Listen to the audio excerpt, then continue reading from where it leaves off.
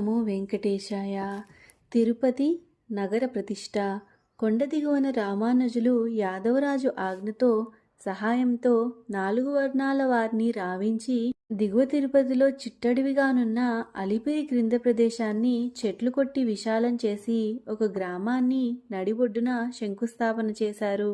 అది సరిగ్గా ఈనాటి గోవిందరాజస్వామి ఆలయం ముందుగా కనిపించే పెద్ద పుష్కరిణి కోనేరు వద్దనే తిరుపతి గ్రామం ప్రతిష్టను నడిబొడ్డురాయి శంకుస్థాపన చేశారు. నాటి నుండి దిగువ తిరుపతి ఒక గ్రామమై తిరుమల కొండపైకి పోయేవారికి బస, స్నాన, భోజనాది సౌకర్యములు లభించే ధర్మశాలలతో ఒక సుక్షేత్రమైన గ్రామంగా వెళ్ళి విరిసింది. అదే ఈనాటి దిగువ తిరుపతి.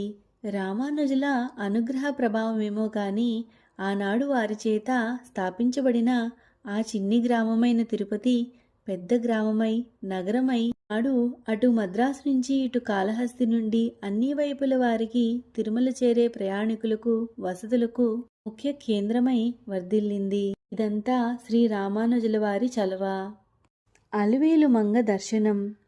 రామానుజులు శ్రీనివాసం సేవించి ఆలయం బయట స్వామి ఆజ్ఞను పొంది అనంతాళ్వారుల చేత నాటబడిన పుష్పవనము శ్రీ రామానుజ నందనవనమునకు వెళ్ళి వైభవంగా విరబూసిన రంగురంగుల పరిమళ పుష్పాలను చూసి అనంతాళ్వారులు వారి సేవకు మిక్కిలి సంతోషించిన వారై వారికి అనుగ్రహాన్ని కటాక్షించారు.